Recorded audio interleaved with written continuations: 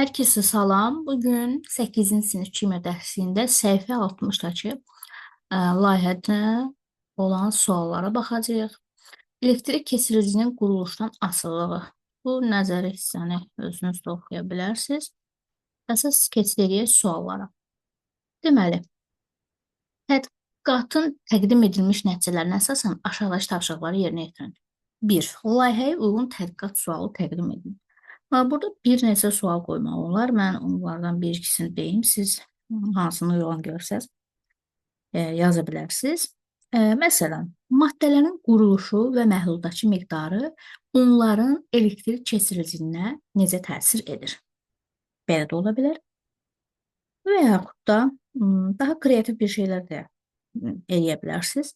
Maddələrin gizli quruluşu lampanın işıq saçmasına necə sirli şəkildə təsir edir?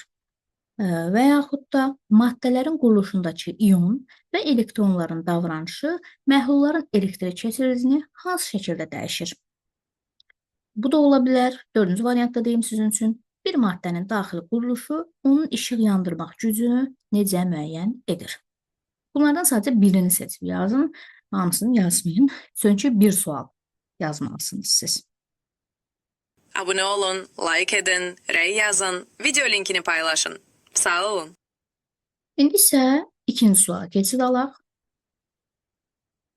Tədqiqatın nəticələrini 3 cümlədə ümumiləşdirin.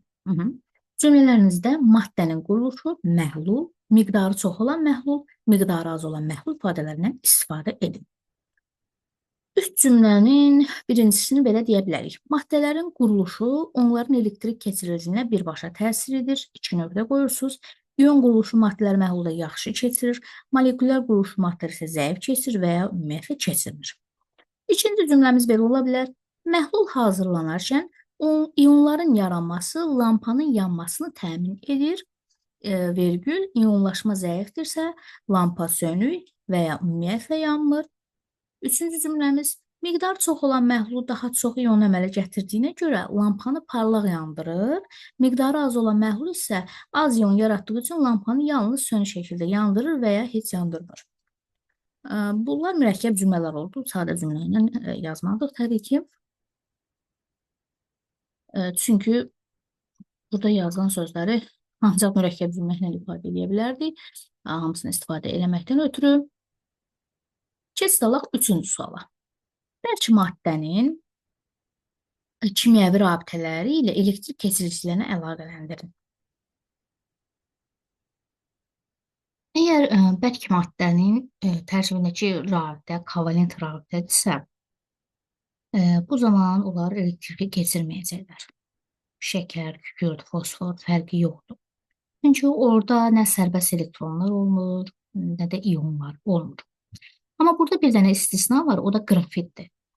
Səbəb nədir? Qrafitdə çünki sərbəst elektronlar olur, ona görə də elektrik keçirə bilir.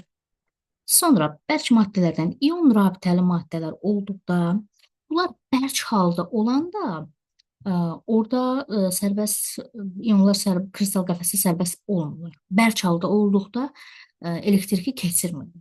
Amma ki, onların ərintisi və yaxud da suda məhlulu elektriki keçirir. Bir də metal rabitəli olan maddələr, yəni metallar. Burada isə sərbəst elektronlar olduğu üçün buna həm də elektron dənzi deyirlər. Ona görə yüksək elektrik keçiriciliyinə malik olurlar. Dördüncü suala keçid alaq. Keçiriciliyi olmayan və ya aşağı olan məhlulların keçiriciliyini necə artırmaq olar? Ən azı 3 təklif verin.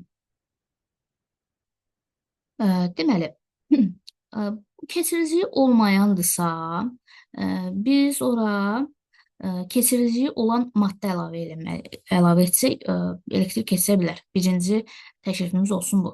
Başqa bir elektrik keçirən maddə əlavə eləyə bilərik. Məsələn, daş şəkərdir, keçirmir, üzərinə xörək tuzu əlavə eləyək. İkincisi, əgər bu keçiriciliyi aşağı olan bir maddədirsə, bunun kütləsini artıraraq da üzərinə yenidən əlavə edirik, onun qatılığını artırarıq. Üzərinə bir daha, yəni eyni maddədən əlavə edirik. Üçüncü təklifimiz isə olar ki, temperaturu artırırıq. Çünki bəzi maddələrdə elektrik zəif keçirənlərdə temperaturu artırdıqda elektrik keçirilməsi artacaq. Və son olaraq burada bir cədvəl var. Digər bir təcrübədə lampa yerinə keçirici indikatordan istifadə edilməsi planlaşdırılır. Keçirici indikatorun ölçmə limiti 0-20 arası olur. Əgər elektrik keçirliyi 20-dən çox olarsa, ekranda tire işarəsi görünür. Aşağıdakı cədvəli dəftərcə köçürün və cədvəlin boş xanlarını keçirici indikator ilə aparılan təcrübənin nəticələrinə əsasən doldurun. Yəqin ki, bu təcrübəni, yəni əgər şərait varsa, apara da bilənlər olur, apara bilməyənlər də olur. Sadəcə oradan çıxan nəticələri mən sizə bölüşə bilərəm. Deməli, distilə edilmiş suyu özü verib. Distilə edilmiş su elektrik keçirmisi 0-dır. Kran suyu isə 4. Nəyə görə distilə edilmiş su ilə kran suyunun fərqi nədir? Kran suyunda uşaqlar özünüz də çox vaxt yəni müşahidə edirsiniz. Çöküntülər var. Onun içərisində həmçinin ionlar da olur. O elektrik keçirən o ionlar da əslində su deyil.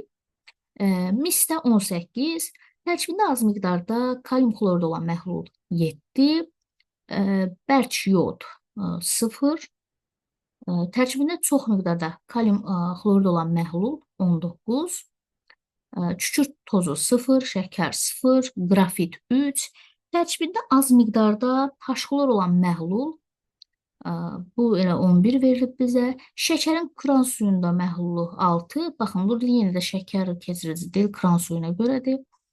Alüminium 17, spirt məhlulu 0, alüminium xlorid, alüminium xloridin məhlulu bu 20-dən yüksək olacaq. Yəni o ekranda necə ki, tərkibində çox miqdarda kalium xlorida olan məhlul. Əslində nəticə etibarən 19 çıxır, amma burada xəttlər qoyublar. Yəqin müəyyən təcrübələrə əsasən bir qədər fərq ola bilər. Orada da qırıq-qırıq xəttlər, ən sonunda da qırıq-qırıq xəttlər yaza bilərsiniz. Bu qədər. Sağ olun. Gələn dərs görüşək.